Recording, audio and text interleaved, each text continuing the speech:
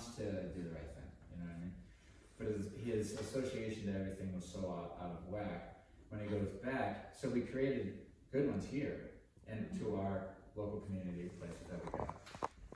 But he's going to go back because he has the old association. Here he had none, so Right. it's easier almost in some way. So the whole objective is to live with him in a way where if he's calm, so that you can start to see him elevate and you can correct and bring him back to calm. Yes. And eventually that'll just be the norm for him. You're going to notice it right off the bat. I don't know how he's going to do it. He could go one of two ways. He could be really difficult and struggle for a week or two at home, or he could go and have a couple of learning lessons today and tomorrow, and then the light bulb just clicks. You know what I mean? Mm-hmm. So we'll see. It depends on how bad it is. But it's truly just, how can I say it? It's chronic anxiety. Mm-hmm. You know, it's a real thing. So we've taught him with the e-collar to back it up, this calm space that he can see in his mind, and we keep him there. And when he starts to go out of it inappropriately, we can correct. Verbally, I can shush him, which means to relax. But then I can back it up with the e-collar if he doesn't relax at a low number. And the way it works is it's a low number, and then if he ignores you, it's a firmer number, so he stops ignoring you. You know what I mean? Mm-hmm. It's fair, but it's to the point. It's not nagging. It's not a nagging system. So basically, you have your commands, your 5 commands that you already had before you came here. Sit, down, place, calm, and heal, right? Mm-hmm. The e-collar is used to correct for non-compliance for those things. And the way that we like to do it is we ask the dog to do the command. We give a second. If the dog didn't make an attempt to do it, simply just ignores you, it's corrected at a low level. We'll talk about levels when we get with them. Something that's just catches attention, but it's not punishing. Then we ask again. If it's a sit, we say sit. He doesn't do anything because he's looking over there. Tap. Sit, and he sits. Good, right? If he doesn't sit the 3rd time, it's punishing. Okay, so it's sit, low level, sit, maybe something medium. If you have to ask again, it's going to be firm. Okay, but he'll stop making you ask if you stay on that. If you stay on that pattern for those little things. But then the thing that we're adding to it is the calm state of mind. So if he's in a sit, but that's where it's going off. So he knows through the training that's the hardest part about the whole thing is to let the dog know what the stim means and to relax. So it can be tricky to do, right? But he gets it now, and you'll be able to use it, and you'll be able to shush and tap at a low level and watch him relax and keep watching. And as he relaxes, that's when the pets come in. Because if we pet the high level of energy, we're agreeing with it, right? There's a difference of the massage level when you come in with your hands, because you got the instinct to come in with your hands. You'll feel his muscles are tense, and you can literally go in and grab onto his muscles a little bit like this and feel them tense, and then you'll feel them relax and you relax. And as you can do that kind of stuff like a massage, but you're putting pressure on him because he's tense, and then once he relaxes, you relax your hands. Okay, so you can do that kind of stuff if you want to relax him. It might help if you run into you need to help him. He can't do it himself. Just helping him out physically a little bit, and then going back to the e-collar saying, "Come on, you'll get him through it." You're likely to have 1 or 2 issues in the house, and one in the kennel, 1 on place, with him having trouble with his anxiety because he's used to doing everything else. And you basically just keep interrupting it with the e-collar and encouraging the state. And you have a relationship with him, so that's good. And I have a relationship with him now too, which is great. Once he trusts you, he trusts you. So that's why he's great, And he's not not very bratty for us. We haven't, he's pretty good. He's pretty good. It was really an issue that he really didn't have any control over. Right. And it's so bad, you have to start. You guys did the right thing by sending him here because you have to dedicate a ridiculous amount of time to it. But I am happy to say he has come full circle. So he's all of the good parts of him, but with coping skills for when he starts to get stressed. So really how it works is he knows with us, it's his job to keep himself from getting worked up. to keep trying to keep himself calm. We call that self-regulating. There it is. But if he starts to stop trying, and you see him like open it, we're just going to correct at that low level. That's a reminder. We'll see it work often, where he'll then be like, okay, and he'll start relaxing. I'm saying, remember to keep trying to stay calm. I'm not sitting here just tagging every time he opens his mouth. Not there. You know what I mean? You use your instincts, because I'm not there. You'll see him elevate. When he sees you today, we'll see him elevate, and we'll have it so he calms down for you for the first time in this way, all the way. And yeah, once we get this ritual done, this process done at home, I think you guys are going to be very happy. I really do. And we'll get him calm in the kennel. He's really happy here. I think so. I really do honestly think he likes the life we developed a life here for him. He doesn't know that he's going home. That's the crazy thing. He's convinced this is home now, just like they all are. But as soon as he sees you, it's over. He's like, nope, that's my home. You know, he'll remember you instantly and choose you guys. You know, he just run right to you. But we'll see what he does. I mean, I'm not going to really tell him what to do, but I want to see what he does. But he, yeah, once you guys get this way of talking to him down and you have the answer for his anxiety, you have the little cure for it, you just keep applying it until the anxiety is few and far in between. He might always have a little something, but then you'll see the dog side of him where he could just be a little bit of just like not paying attention to you. Yeah, I hear you, but I'm not paying attention. Well, that gets punished, right? But if he's trying but can't figure it out because he's overwhelmed, we're not going to punish that. Yeah. And then you got to identify when he's doing it. You know. So today we'll show you that. You'll see him break some rules with you. But what we're going to do is we're going to start with the walk. And I know it's raining, but I really think it's so good for him to start this way because it's low pressure on him. He knows that when he's being walked by somebody to be right here. He knows that. And he knows in the context of the walk, because dogs know when you're walking them. You know? He knows, especially with a leash on, that if he comes out, if he feels that pressure, it means to come back to this area. Or if he hears the beep, you know, the beep is basically you saying come or heel without actually having to say it or give any correction when you call it. And you see the beep will bring him right here too. So we give them to you for the first time. We walk up, you're up there, and he's like, oh, there they are. There they are. And he might not even recognize till he gets a sound, till he gets a placement. And he gets crazy. And what we found is if we just tell you guys to start walking with him, and give you the leash, just start walking. As he starts to break the fundamental rules, like energy going up, jumping, and stuff like that, we're just going to have you say no and keep walking. Just the word no coming out of your mouth, a shush, whatever one you guys like. The shush is nice. Maybe we'll stay with that. No is great too, but shush is more for energy. Right.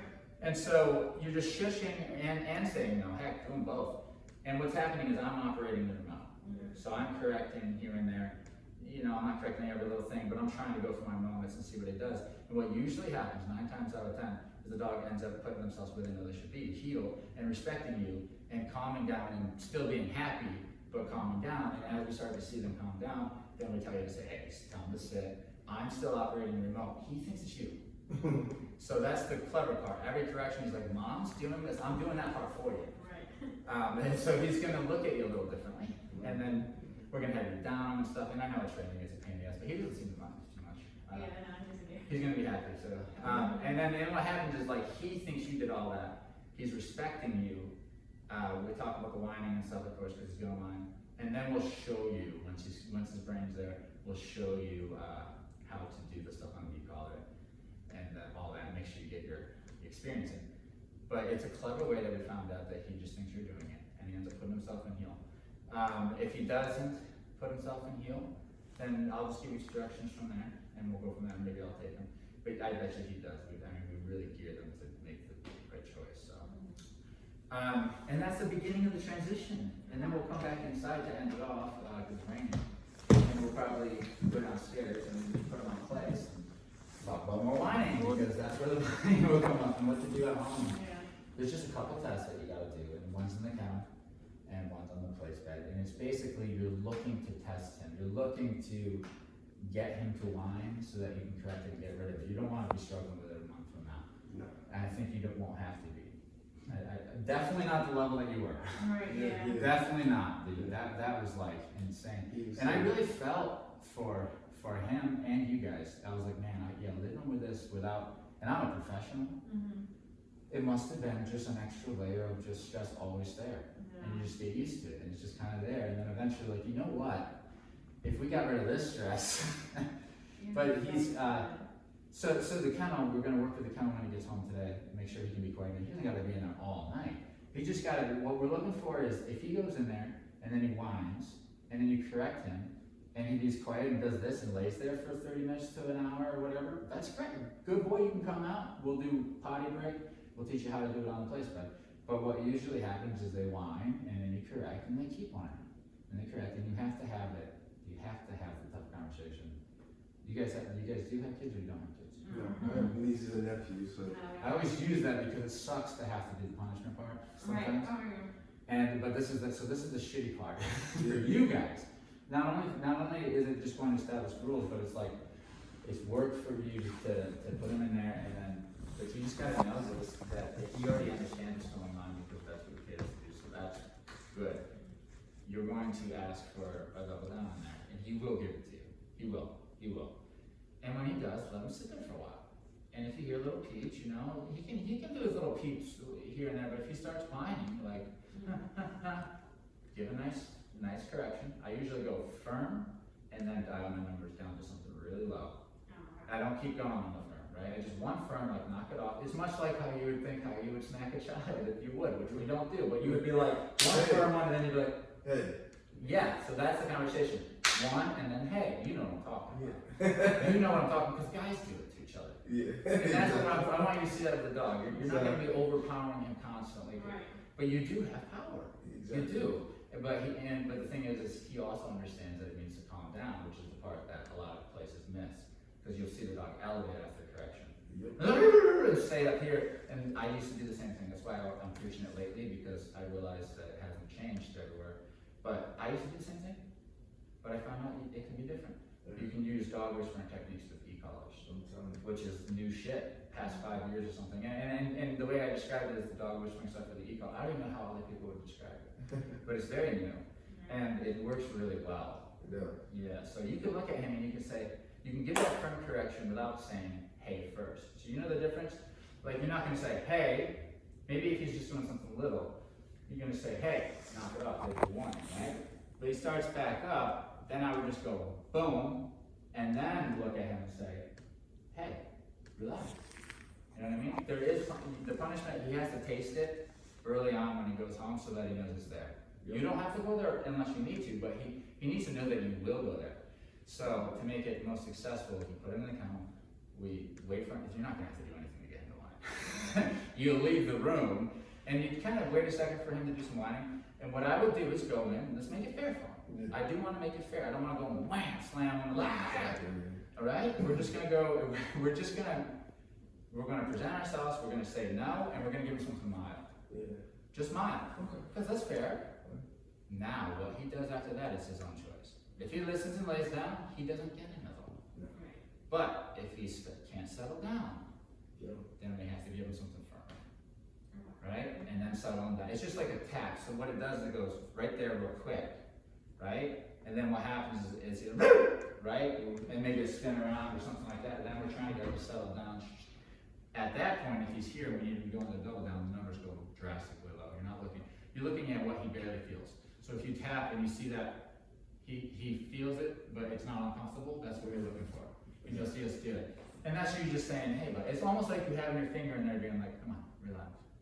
But you could also go in there and go, relax. You know? You have the ability to do a physical punisher without doing a physical punisher. It doesn't do damage to the neck. That's the great thing. I mean, this the beautiful thing about the tool. So, and we know that if we use our hands, we're going to do damage to the dog, and it's not good, right? So even at like the seasonal line stuff, it doesn't really do damage to the dog, but you can hurt your own fingers. You can like jam a thumb or something. So it's all about him knowing that that's you guys. That's you touching him now. And that'll happen up there. So we're probably, even though we're going to do one primarily handler, I think we're going to have to get both of you to walk. And you know what I mean? And even have you, if we're doing play stuff, even at least send them once. Because you live together, right? No. Oh, you don't. But you are. And it's like, we did like, his middle age. Gotcha. He had both of us. But you'll get to see how it's done when He's you're gonna be home. over my house a lot, 'cause I have a cat in my house. Wow. Good, My so- house- Make sure you get a place bed for your house too then. Yes. If you need one, we have them extras today. And that's- Really? And we're here for you. Sweet. Because this is rehab, it's not like he's just like his fixed forever, but he's on the right path. He is. Yeah, and he's enjoying life right now. I always said he's a mental guy. He Mhm. is. I already know. I always loved German Shepherds. So when I looked at a dog, I always looked at studying the German Shepherd's mindset. That was one of my favorite breeds too when I was a So, kid. or The tough ones, I like the Lotties, I like the Pitties. Great I Dane. like the tough dogs. You guys have any questions like that you can think of right now before we get started? Just double check, so we're just gonna walk, you're gonna take him out, and we're just gonna keep walking until you hang him? Oh, we'll walk you through that. I meant like life We're moving. talking at the same time, but basically the Right. message she's getting is that there's corrections and you're walking, Yes. and maybe he should heal, and he's smart. But sometimes he gets fluttered. If something, let's say prep for the worst, let's say it's like, whoa, he's really losing his mind, then that's okay, because you're gonna go home with the same tools. The slip is what he gets walked on. Okay. It's placed very high, and we try to keep it as high as possible, obviously, when you're doing it. It's literally right behind your ears and right under the jaw. And then what happens is, if you have the leash, what you can do, if you feel comfortable, if you don't, I'll be right there, I can step in anytime. Is the pressure up will just, can't breathe. And then all of it, if you do it right, all of that just goes away real quick. And then as soon as he relaxes, you put him down. And if he starts to elevate, you put him on. And then he just stops. Yeah. So it's a safe way to do it, and it's really effective. But it has to be up here. If you push your arm through, you can feel there's no comfort there, but if you're down here, and that's where the windpipe stuff is. Yeah, You go high up, and it's just firm. I mean, you're not going like, you know? It's just enough steady pressure to take. If it's real bad, it's the first 2 paws off the ground, just barely, just so he won't go anywhere. You're just gonna do this. If the body relaxes as you're looking at him, you let him down. Good boy, relax. You have to reach forward to do that. Come on, relax. This isn't something that you're doing all the time, though. These are like the moments, the hard things that you get over, and then it's done. And you know what I mean? So you have that stuff that you're going home with. So you have maximum control. The prong's good. It's cool that you can pop and put them back and stuff. And with the e-collar, you shouldn't have to. But if you feel comfortable with the prong, you can use it. But that's strictly if he ever has a mistake on the walk with you, and he goes and loses his shit. You can go like this, and you can lock your shoulder, and you can like take it all away, and it just goes away. It brings the concept on. Because I train him, even though he might need one lesson with you, because he's not with me, he's in a different frame of mind. He looks like he doesn't know what to do with that pressure. Once he gets it once with you, he'll remember that. And once you relax, I let you go. It's all about relaxing, like rewarding that relaxation. Let's see how good he does, okay? Because I'm prepping you for the worst. All right? You know? Did you guys walk with him like without a leash and just the e-collar? Yes, you'll be doing that today too. Okay. It's totally possible. We just want to make sure there's no other dogs or anything around, because if they come up on your dog, you know, and then you have a mess. But he's very convenient to use the off leash stuff. I use it all the time, even in the house. I mean, just like come, like follow me to room, Yeah. lay down. You got control. And outside, it's super useful when he's on that long line. Just that you see something in the distance, you recall him with the beep. He'll follow your body. If you're holding still, he'll come to you and sit down in front of you. But if you're walking, he'll find your side and keep walking with you. Yeah, because I always love. It's I great. bike a lot, so I Do you? I do. Dude, you should do that with Yeah, him. I bike and then I like to walk with him. I wish I knew that. I would have tried to do a bike thing here, because he needs something that you can do together. If you had the bike thing, Yeah, that should should have be told you so. that. Yeah, when he comes to my house, I like to run him out like that because he's like, "What the hell is this? This is new to me." Yeah, you get his attention, right? So it's like, and then he he's likes to like, work. Yeah. and I know he has a shit ton of energy. So it's like, all right, Yes. I'm about to run your ass up, big guy. And he takes advantage of it on the show. But make sure you guys remember, like today, he's barely done anything. Okay. He did one little session with Josh, and like if you guys weren't here, I'd be like, oh, let's pull Axe out, and I could put him on that place bed, and he would melt into it. Even though we haven't run him 10 miles, we haven't played fetched, we haven't. Just so you know, it still works. when He you- doesn't have to be physically exhausted to be calm. But balance in the life. That's is what normal. place is for. Yes, That's a good point. If during a day and he's acting up, there's no, yeah, it doesn't matter with this stuff. That's another cool part. And actually, he's been great. He just chills in between doing stuff now. So he's in his kennel here, in between and stuff, and he's just chill when I go to get him on his kennel. He's chill to go out. We have another 2 doors to go through, and then he happily goes back in his kennel because that's, you go back in your kennel, piece of treat that you don't get anywhere else when they go into the kennel. You can manipulate the way he feels about it, and that's really what I do for a living. Is I change the way they feel about it, and then that changes the way they act. Really, rather than them always needing me to say because I said so. It's more like when I go and run at another dog, it gets uncomfortable. Yeah. And then when I come back to Josh, I get pat. Is he jealous? What's that? Is he jealous? Yeah, they all are. A lot of dogs are though. He's the same as all. I wouldn't say overly, like where I thought it was a real big problem. One of the shepherds here is worse than he is, the female. They're all like that because we're resources. Remember I told you? We are valuable because we can go get treats. I can go to the store and buy something like. They know that we are valuable, so they want to come up and take it. And what they do is they put themselves here, and then so that if the other dogs come in, they can keep them away. And a lot of dogs do that. It's just so fucking common. Yeah. I mean, we don't like it, but you understand what they're doing now. But if he's your dog, though, it's different. Like, these dogs aren't my dogs, and they still do it to me. They do it to any human, really. They really like It's your dog. I'm going to tell, when we go out into the world, this is the thing for Axe that made him feel comfortable, is when we go out into the world, it's just me and you. We're just passing through, we're not interacting with anything. Here and there, I'm going to tell you to go over here to use the bathroom and stuff. And then we're right back to traveling, and you're going to let me lead and all that, and then back in. And he seems really happy, content with that. Just that. And that's not even adding in the hikes, which we still do. But he knows that that's just a walk, and we're just going to have simple pleasures. Nothing really too crazy. It's still fun. It's still a nice time. He loves sniffing. I've been encouraging him. Not while we're walking, but when I say go sniff. Do it. Yeah, do it. Get it out. And if we're at a field, I'll go. Run around. Eat. I'm back. Right? And then relax. You know. So he's good. He's got a lot of potential. I really want to know how it does going home, so just let us know. One more thing on place is the same thing with the kennel. The place command is we're going to put him on when we take him out. With the kennel, we know it's a training session. He doesn't.